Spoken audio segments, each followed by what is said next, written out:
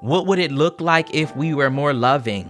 A future and near present where folks are not disregarded because of who they are, in which trans people especially are not othered, are not criminalized.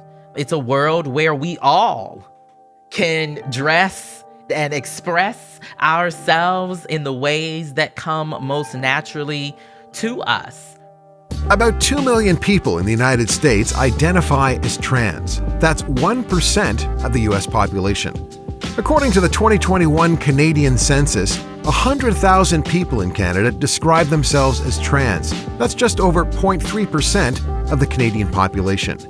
And yet, increasingly, despite their relatively small numbers, members of the trans community have become political lightning rods, targets of campaigns to restrict and even oust them from public spaces and institutions. I'm Adrian Harewood, and this is In Bed with the Elephant.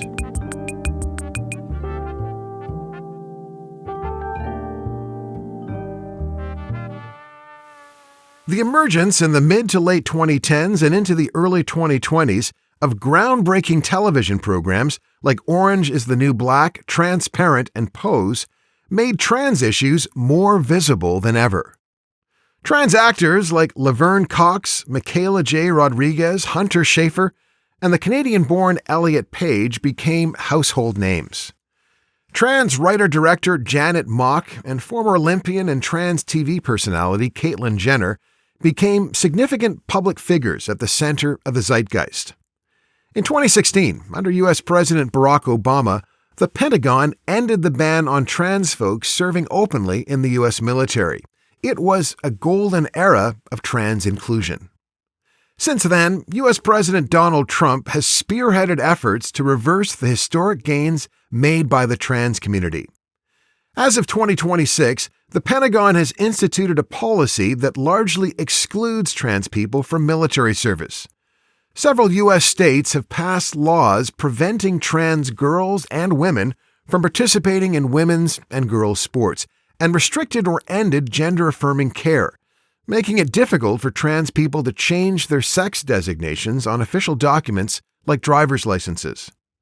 The Trump administration has also instructed the U.S. federal government to recognize only two sexes, male and female, and federal agencies have been told to remove or change references to gender identity, pronouns, and gender-inclusive policies. In Canada, there have also been restrictions on trans rights at the provincial level in Alberta and Saskatchewan. What is trans life like in 2026? How are trans people responding to the rhetorical, legal, and physical attacks on their community? Someone who has been closely observing trans life and charting the representation of trans people in media and the popular culture for over a decade is Tre'vell Anderson. Tre'vell Anderson is an American journalist, critic, and podcaster. They previously worked for the Los Angeles Times, Xtra, and Out. They're the recipient of an NAACP Image Award and 2 GLAAD Media Award nominations for their writing.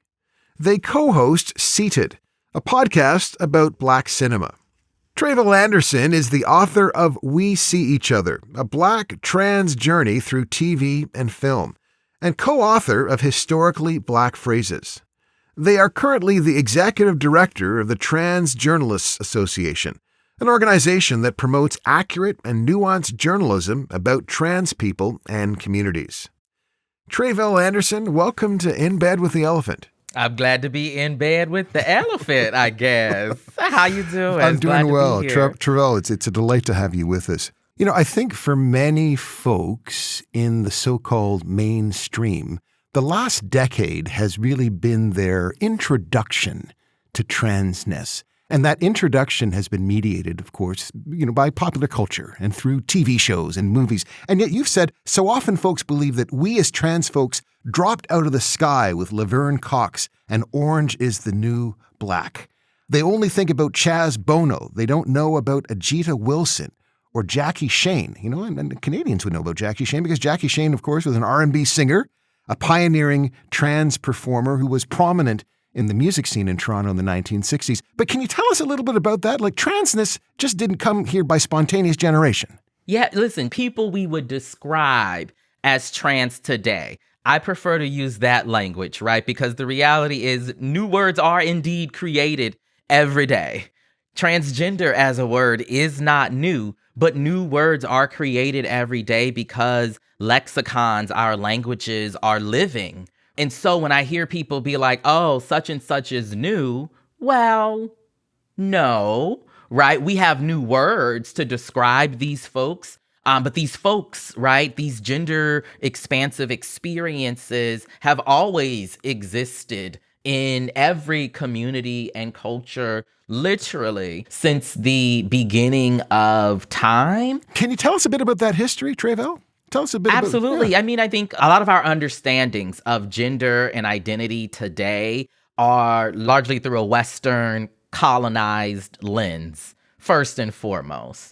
When you dive into cultures across the globe pre-colonially, you see existences of genders beyond what we describe as man and woman. Oftentimes, there is some kind of third gender, which we could use today and say trans, some sort of third alternative gender that is a combination or mix of both or a rejection, right, of them completely that existed, that were often lifted up as spiritual beings, divine beings, leaders in many of these pre-colonial communities. And we see the ways that colonists came in, right, and as a means of control, they implemented a host of ways of moving and identifying that have separated many of us from a history where the ways we show up were more regarded, better regarded.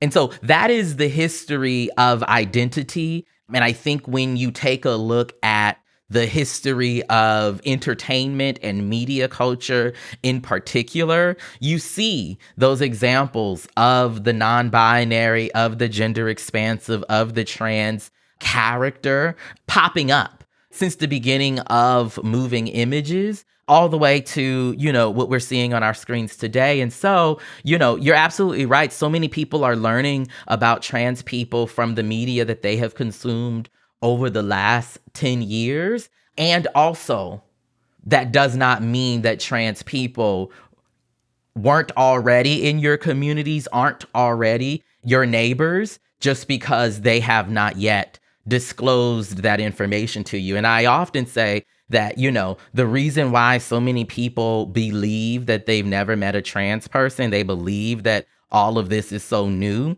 is because you have not made the environment around you safe enough for the trans people, for the non-binary people, for the gender expansive people who are already there to tell you who they are. What has that heightened visibility that we have seen in the last, decade, what has that meant for trans life over these past, 10 years or so? I feel like I would say it's been the best of times, it's been the worst of times. Visibility and the increased visibility that the community has experienced, particularly over the last 10 years, is historic. It transformed so many people's understandings and conceptions of trans folks, right? Whether that was Laverne Cox on Orange is the New Black, or if that was, the ladies on Pose, right? Or Transparent. Right? Are you saying that you're going to start dressing up like a lady all the time? No, honey, all my life, my whole life, I've been dressing up like a man. This is me.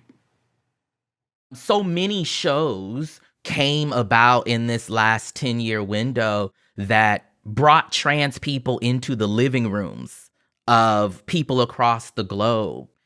Unfortunately, much of that visibility has not translated into protection for trans people. It unfortunately has translated into increased vulnerabilities for trans people, not just here in the US, but globally, right? And so we've seen the ways today how this increased visibility, this window where it felt like trans people were everywhere, right? Because we finally were on magazine covers. We finally were starring in our own shows. We finally were allowed to be our fullest, truest selves on runways across the globe, right? And so it felt like a lot. And now we've seen conservative interests take that sentiment of overwhelm and twist it into this expressly political campaign to erase trans people ultimately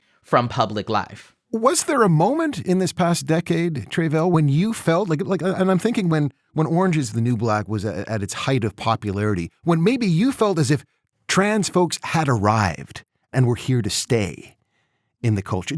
Was there a moment when you kind of maybe convinced yourself that this was actually the reality?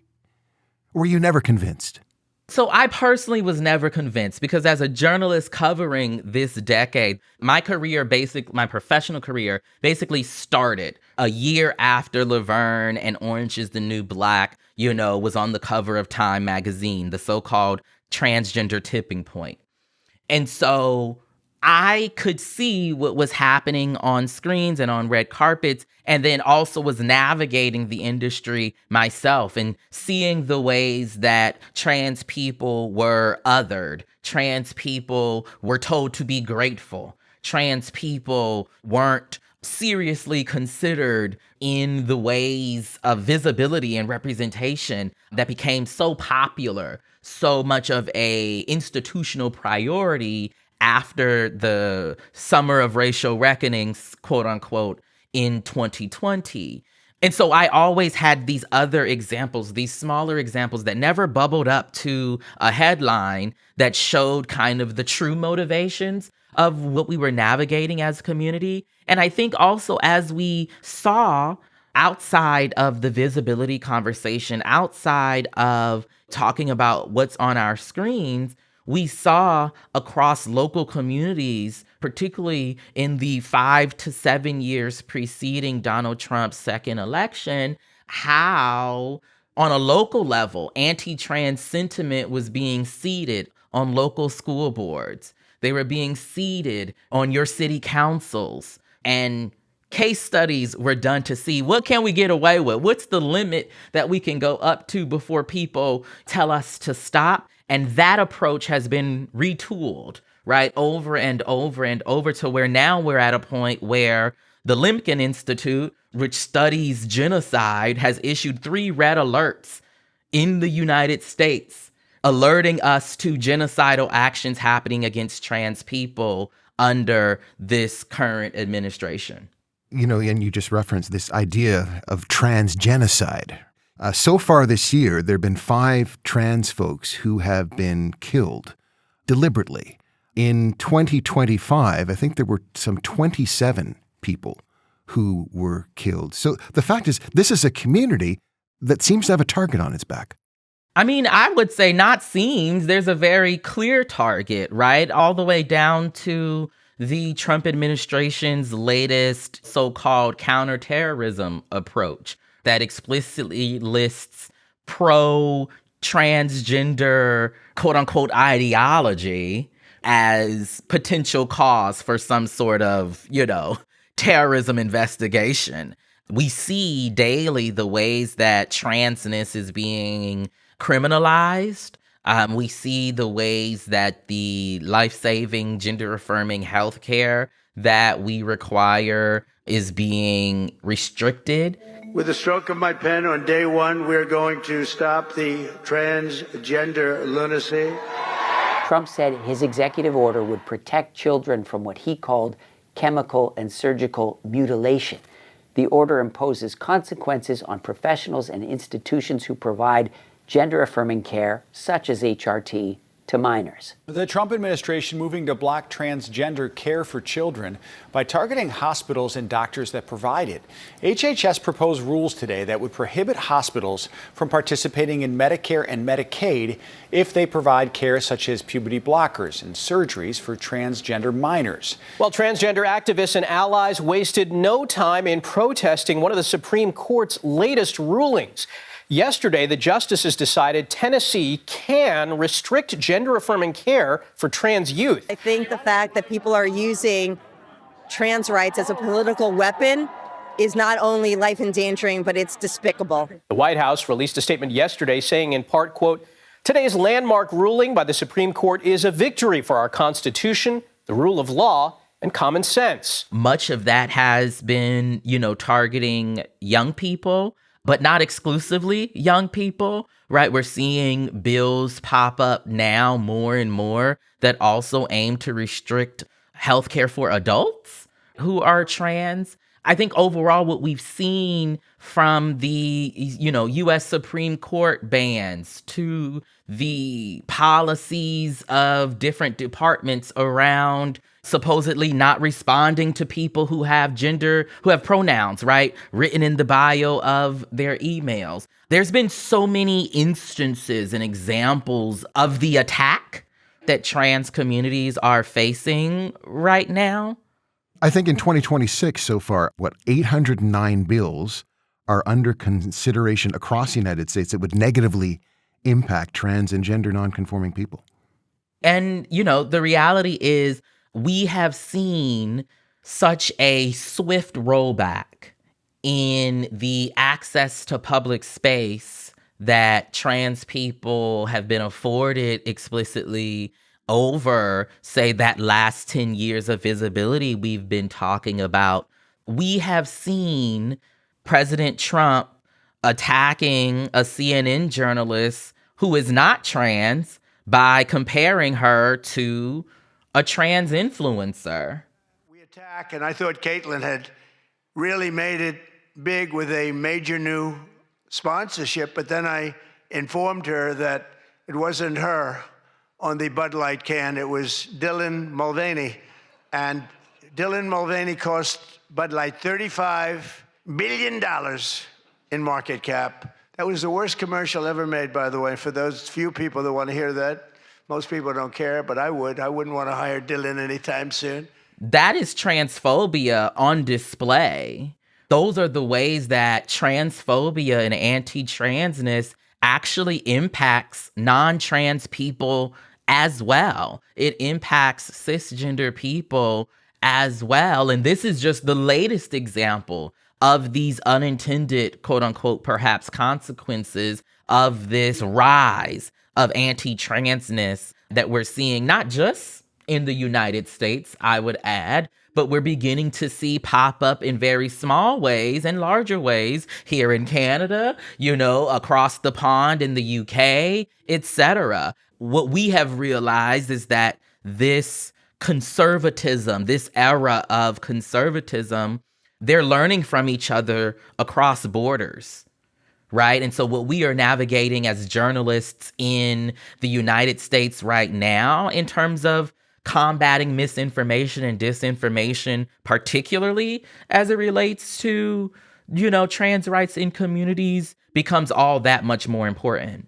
So given this increasingly hostile, toxic climate that trans folks are having to live in, how are you and your loved ones, your friends within the trans community, how are you living your life? How are you dealing with this environment? I try to remind myself and those around me that we come from a long line of Black trans brilliance that lived and loved and existed before they had, for example, documentation that accurately reflected their identities, before they could, in so many ways, live and exist and enjoy so much of the rights, at least, or the comfort and security that so many of us experienced prior to, especially this second Trump administration. I think it's important for us to hold on to that legacy, that knowledge, that information that we can take from our elders and from our ancestors, because that is how I know we will get through this. Because, Ajita Wilson got through it, because Lucy Hicks Anderson got through it, because, so many of these Black trans people who existed at times before these got through it. I think doing so is an immense demonstration of resistance and resilience. And so many of us in my community were already about the business of protecting each other. We were already about the business of holding ourselves together. And so we are recommitted to doing that and finding ways to embrace joy and celebration and love, all while realizing that more is possible. What we call ourselves is important. How we name ourselves, how we label ourselves. It often says a lot about how we understand our place in the world. You didn't immediately adopt this term trans. Can you kind of tell us a little bit about that struggle that you had and how that was kind of a journey of its own? I knew I was a sissy long before I knew what sissy meant, right? And that's because that was some of the language being lodged my way. And so as I come more and more into my beauty as somebody who colors outside the gender lines, in so many ways, I never thought that the language of transness was mine to claim, because I held all of these problematic ideas around medicalization, which is to say, so many of us walk around feeling as if folks have to engage with the medical establishment in order to claim transness. And the reality is, for so many trans folks, long before we engage the medical establishment, we know ourselves to be who we are. And so I resisted transness. I said that I was just a gender non-conforming little gay boy. It felt right. It felt appropriate at that time. It felt like the kind of language that would be received in the ways that I wanted it to be received. And then as I learned more, as I lived more, as I existed in the world more, I came to have a different understanding, a more nuanced understanding of what a trans experience is, and then to find home and community within that language as well. So can you tell us about that nuanced understanding of transness? What does it mean to you to be trans? I think for me and my trans experience, it is an acknowledgement of the ever shifting and evolving ways that we move through the world. It is an acknowledgement of a divinity, a connection beyond the world that we know and that we see now. It has so much less to do with hormones or surgeries or, these other aspects of our lives that become the preoccupation for non-trans people. We are so much more than that. And so when I think about what transness is to me, it is about possibility of something more, of something beyond that which you know today, and constantly being interested in living in what can be possible, not just what is. I wanted to take a moment to thank you for listening to In Bed with the Elephant. If you can, please follow us in the app that you're using. If you already follow us, thank you. And please do take the time to leave a rating or a review. It helps to get more people listening to our show. And please keep spreading the word about us to your networks. In a world drowning in misinformation and disinformation, never has the work of journalists been more important. That's why we here at In Bed with the Elephant are so grateful to our podcast's founding sponsor, Perfect Books, for their support of independent journalism. Perfect Books is an independent bookstore located at 258A Elgin Street in the heart of downtown Ottawa. Perfect Books, a store for book lovers. Tre'vell, you are a child of the South. You were born in Charleston, South Carolina. You grew up in the 1990s. So I want to talk a little bit about young Tre'vell, because you've written that you knew that you were different as early as 4 years old, but you didn't have the language to articulate what that difference was until really decades later. Can you talk a little bit about your 4-year-old self? I was a lovely young child. I was very observant. If you could say so yourself. Well, and I will, okay, tooting my own horn. But I realized early on that I was just like naturally exhibiting behavior that was not normal or not welcome in my communities, in my households, right? The ways that I was walking or the ways I'd hold my hands, the kinds of imitations that felt most true to me.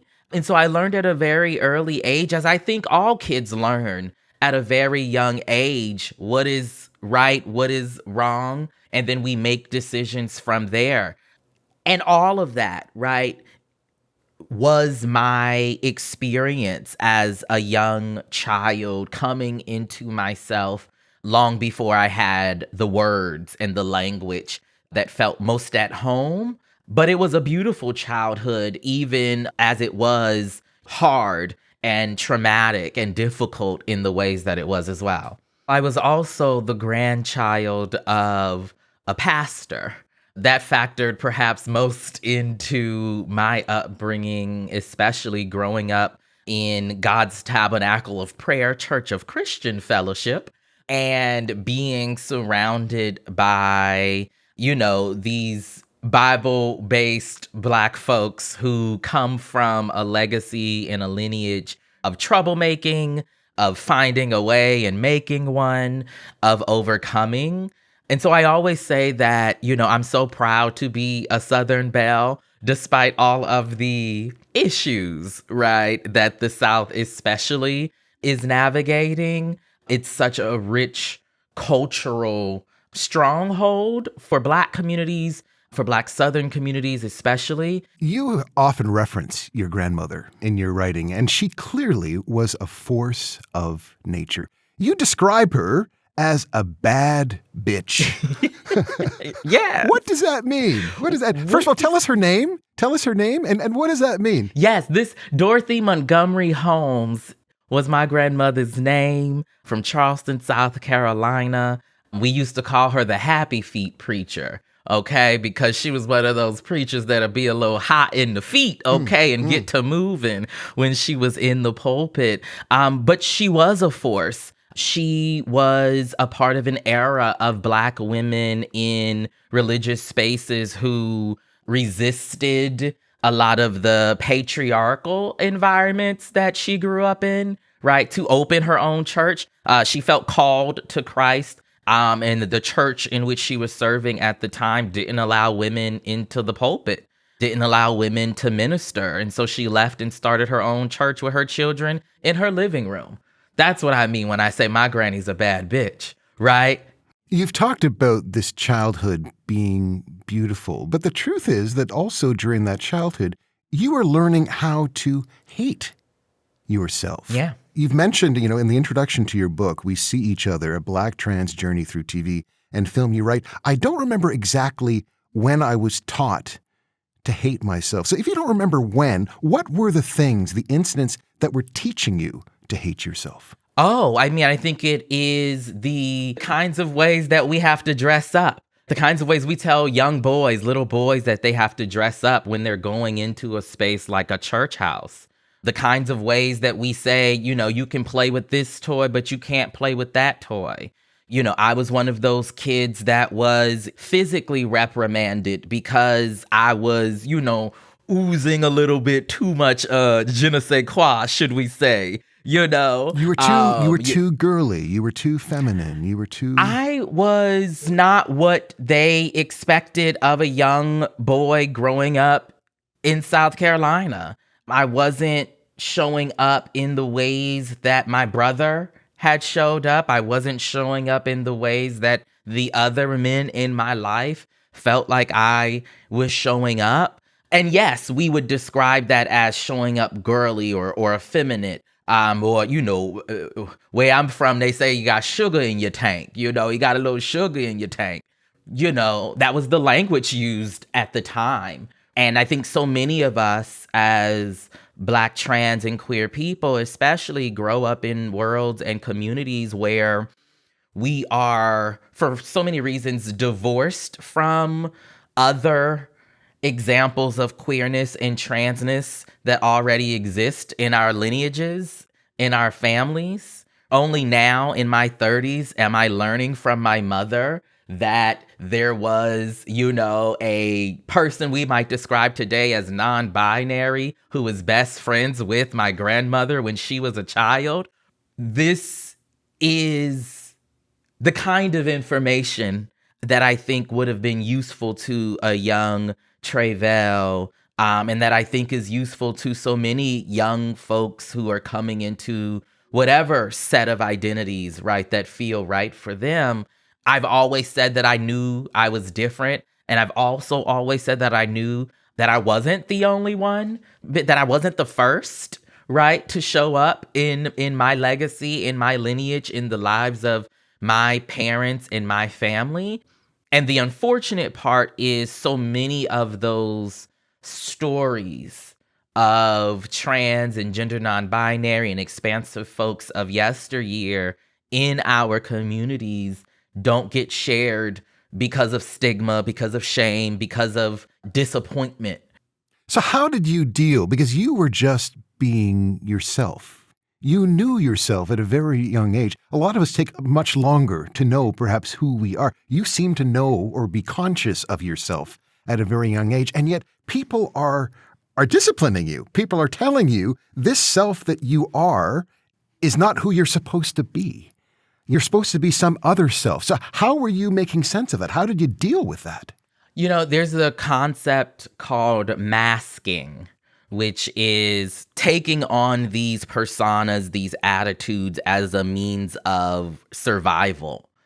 With every form of discipline, either that I was receiving around my gender expression or that the others around me were receiving about their gender expression. They were teaching me things.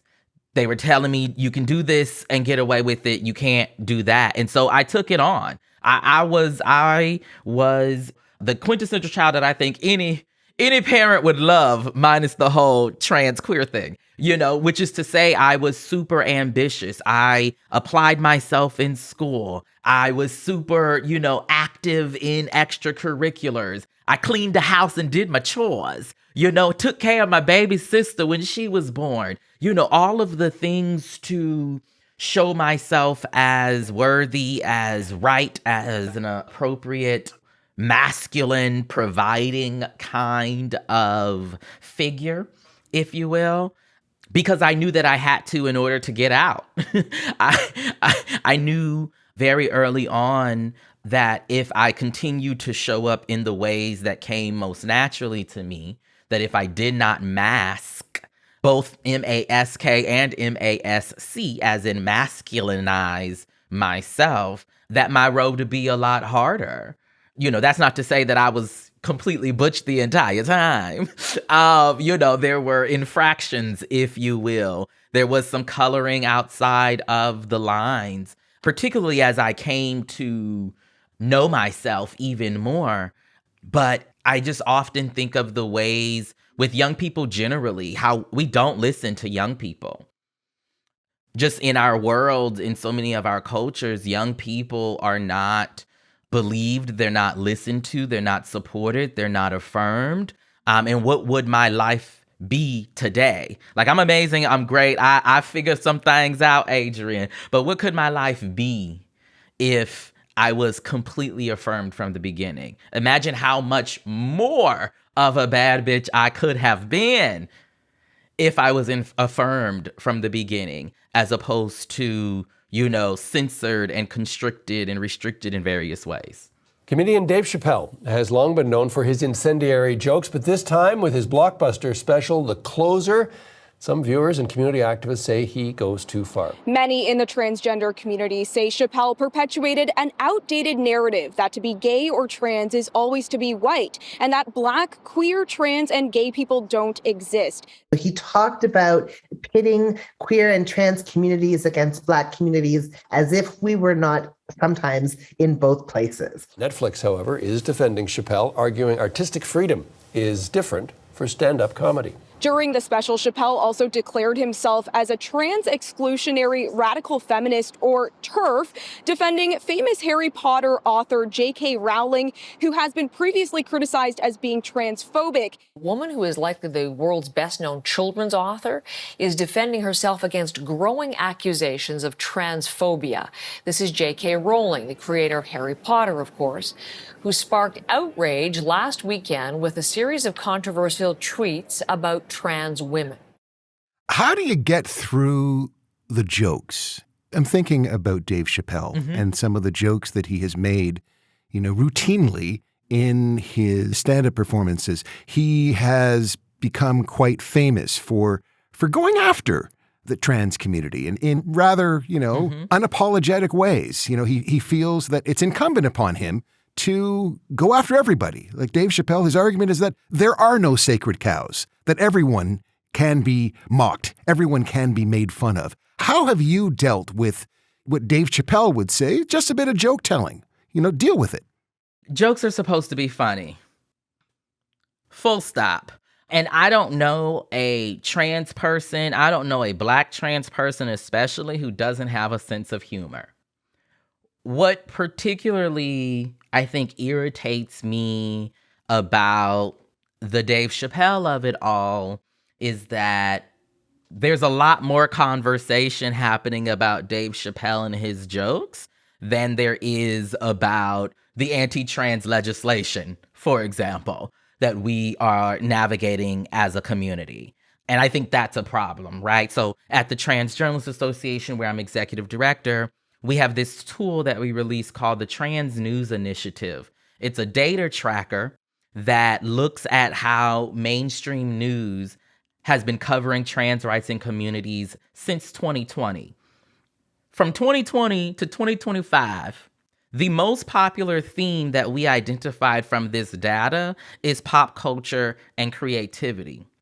The most popular event covered under that theme of pop culture and creativity is Dave Chappelle and his ongoing controversies around his jokes.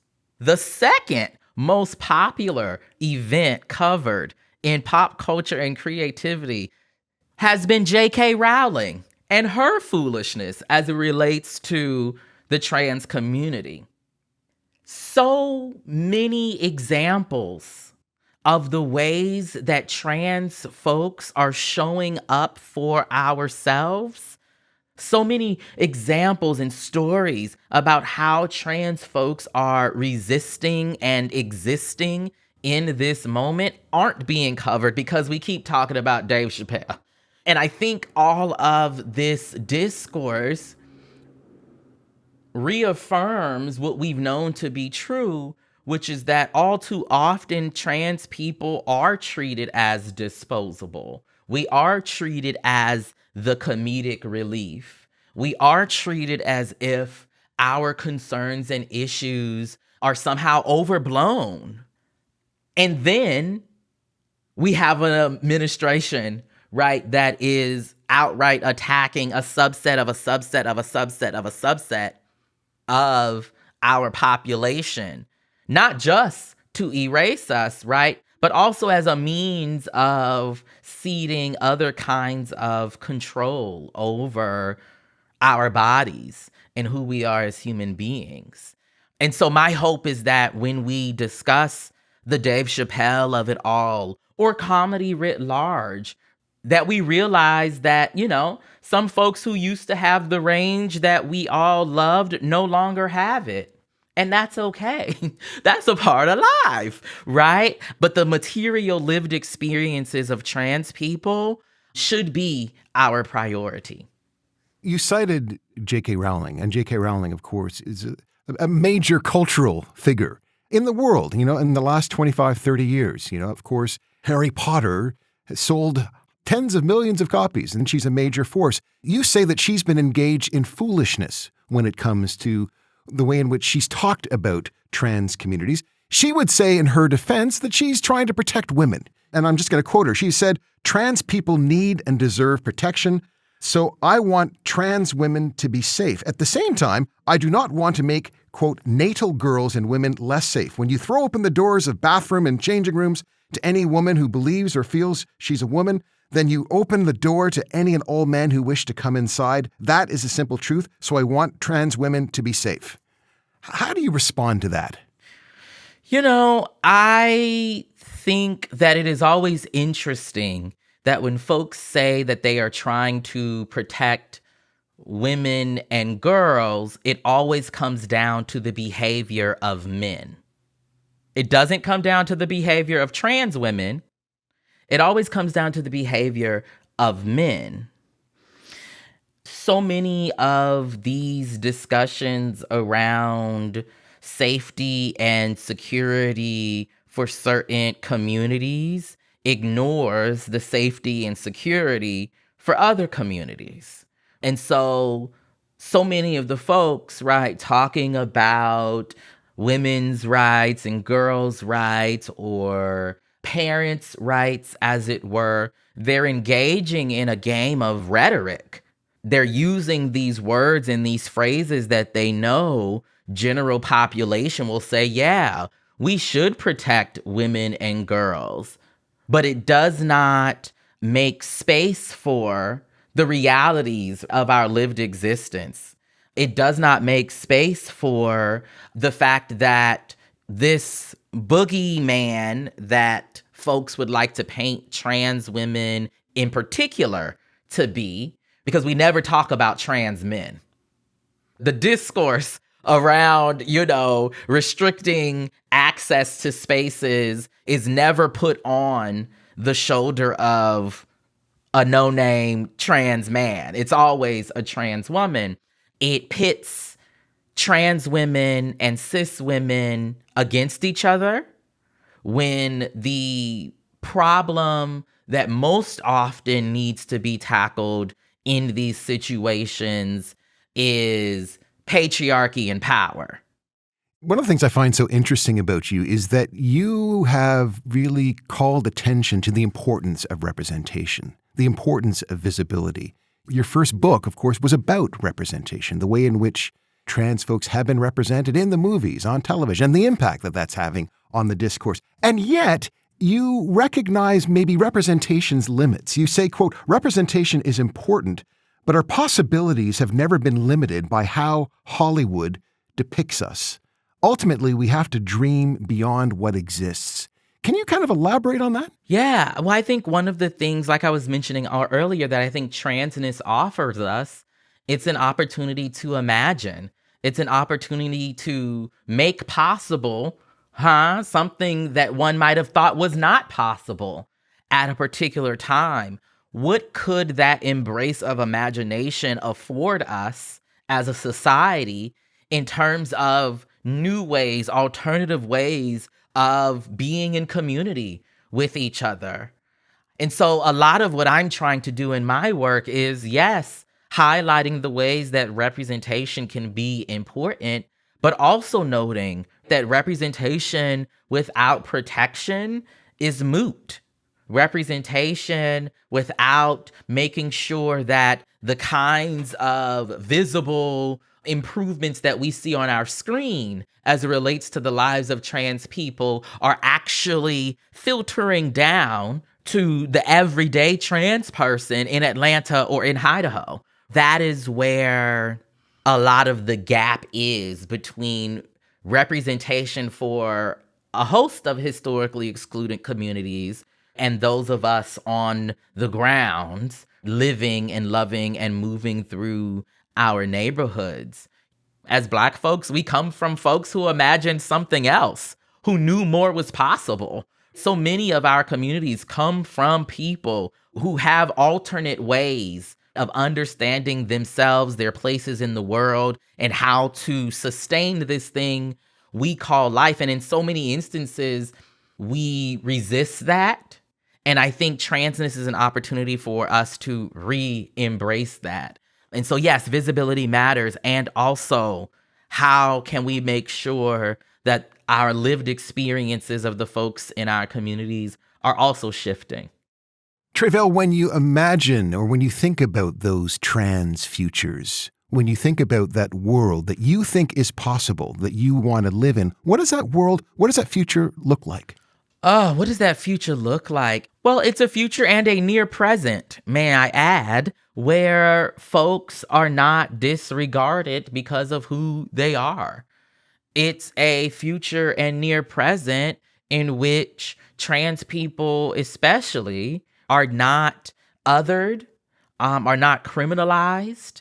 It's a world where we all can dress and express ourselves in the ways that come most naturally to us, free from gender norms and these listings of how we are supposed to move through the world, and just moving through the world with an integrity and a care for our neighbor.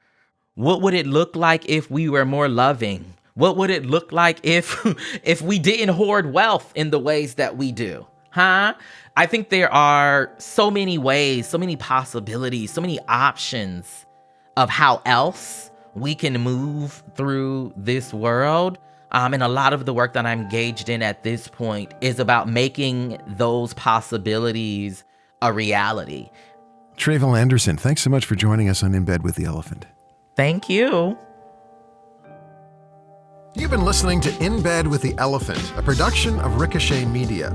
Let us know what you think about our show by leaving a review on Apple Podcasts. You can follow the podcast on Apple, Spotify, Amazon, iHeartRadio, YouTube, or wherever you find your podcasts. The producer, editor, and sound engineer of In Bed with the Elephant is Dave Sarrazin. The video editor is Dennis Gonzalez. Executive producers Ethan Cox and Andrea Houston. Music by Parker Harewood. Production assistants Desiree Nickfarjam and Sofia de Guzman Rivadero. Graphics by Sarwa Abdul. Interns Gabriel Ryan and Juan Suarez.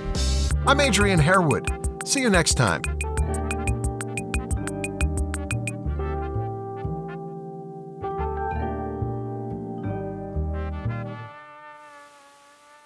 Portions of In Bed with the Elephant are recorded at Carleton University's School of Journalism and Communication. Email sjcstudios@carleton.ca for a list of available podcast services and prices.